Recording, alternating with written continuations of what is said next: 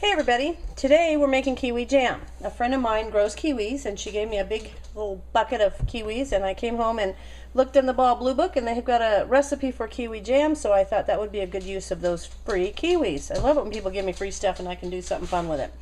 So this is a Ball Blue Book recipe, and what it calls for is 3 cups of chopped and peeled kiwis, which I went ahead and chopped them. I think kiwis look so cool. I love the color of them.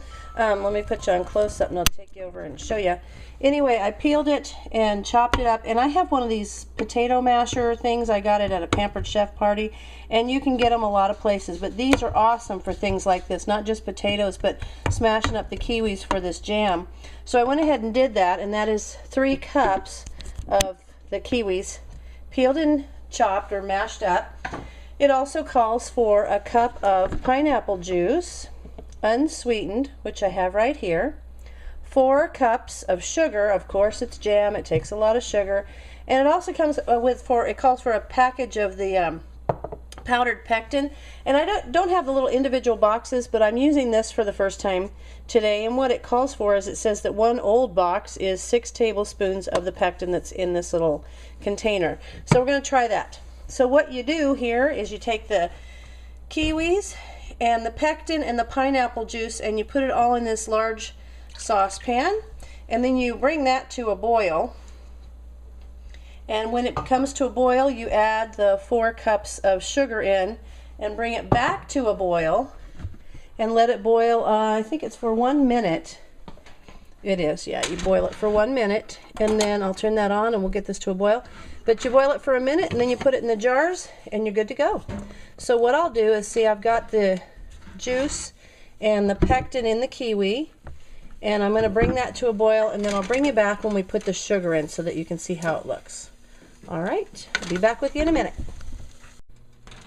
Alright, we've got to a boil a little bit, starting to boil here, so as soon as it gets a little bit harder of a boil, we'll put the sugar in. And then bring it to a boil and boil hard. Now, boiling hard means you can't stir the bubbles down. See, like right now I can stir this down and it's not really boiling hard, it's just boiling, which is fine. So we brought that to a boil, and here we're going to put the sugar in.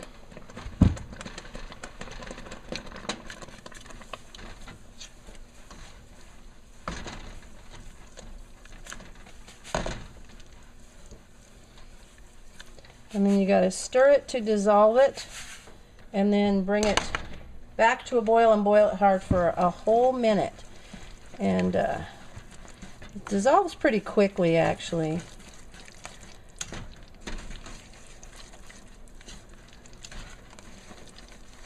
So there, I'm stirring all that in, and stir constantly and bring it back to a hard boil. And when we get to that, then I'll bring you back to it. Alright, here we are. That sugar is all stirred in and it is boiling hard. I've got about 28 seconds left to go. And when this is done, we'll take it off the heat and skim the foam off and put it in the jars, which I already have in my canner, and I've boiled them so they're sterile. Just take them out of there, fill them up, and put them back in and turn it. I think they process for about 10 minutes to have this jam done. So it really doesn't take very long to make things like jam. It's pretty simple. It's kind of fun. The things look pretty in the jar when you're done. Alrighty, there we go. So I'm going to turn this off, and I'll set this over here. See my burner? Here we go. Alright, now we're back over here, and there it is. I've got a little plate here. Oh, that looks pretty. I do like the color of kiwi. I'm going to try to skim some of this foam off. And I usually try to move it over just to the sides of the container a little bit.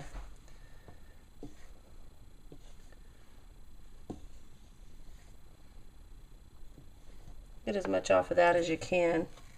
And you know, my grandma told me one time the foam on the plate should gel up. If you're going to get a good gel on your, oh darn, there's some jelly. I want that back in there. If you're going to get a good gel, your foam will actually foam up. And I remember when I was a kid, a couple times when I didn't get to see my grandma a lot because we moved around lots of places, but I remember a couple times when she was making jam, it was kind of weird because she would let us eat the foam because it would gel up and it tasted real good, and It's kind of like a little snacky thing. She put it in the fridge, it would get cold, and we'd eat the foam. I don't know if you were really supposed to do that, but I don't see why not.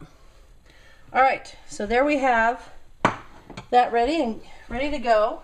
I'm going to get my jar out now, and we'll fill one of the jars, and I'll show you how we do that, and then I'll do the rest of it.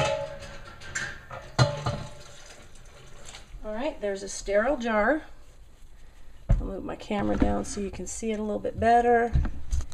And I got my lids heated. Not boiling, just in hot water. So if you've not seen that before, I just put them in there and let them get hot. You don't want them to boil. And then got my funnel here. Let's put some of this jam in this jar and see what it looks like.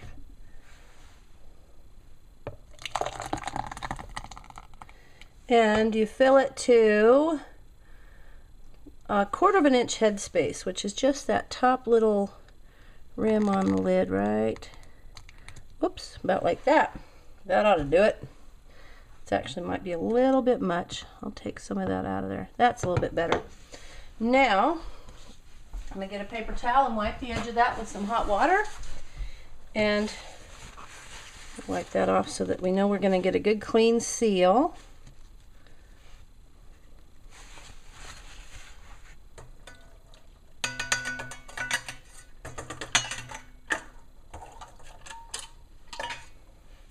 Pretty powerful magnet on this new Presto grabber.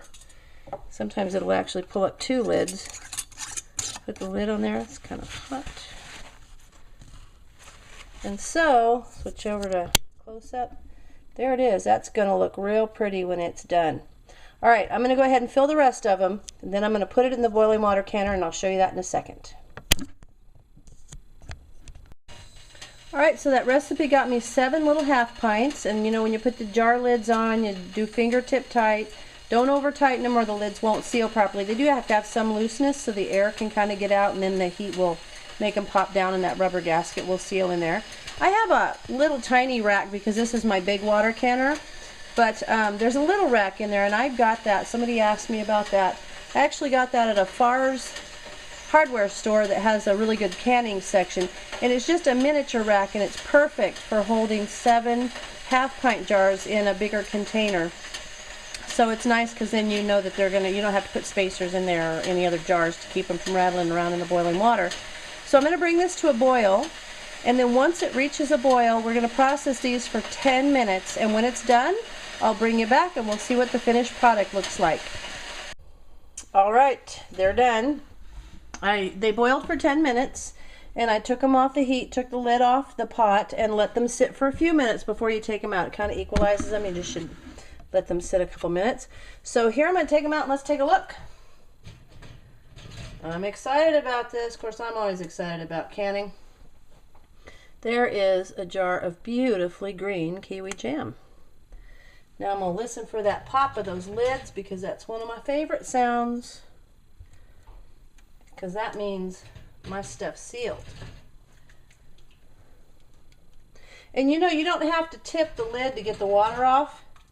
It will evaporate off of there, and you really shouldn't tip it because if the seal around the edge has not sealed and you tip it, there's potential for a little bit of the food product to slip its way in between the edge of the lid and the edge of the jar. And then the problem you have is that you will have a seal that doesn't seal properly. So, I'm going to put you on close up and let's take a look. How pretty is that? The little kiwi seeds. Oh, it looks so good. All right, so there it is. 7 half pints of kiwi jam. Oh, there was a pop from Free Kiwi. So looky there, I've got some stuff to last me for a while. Hey, thanks for watching. Love to hear your comments, and if you try it, let me know how you like it. Thanks.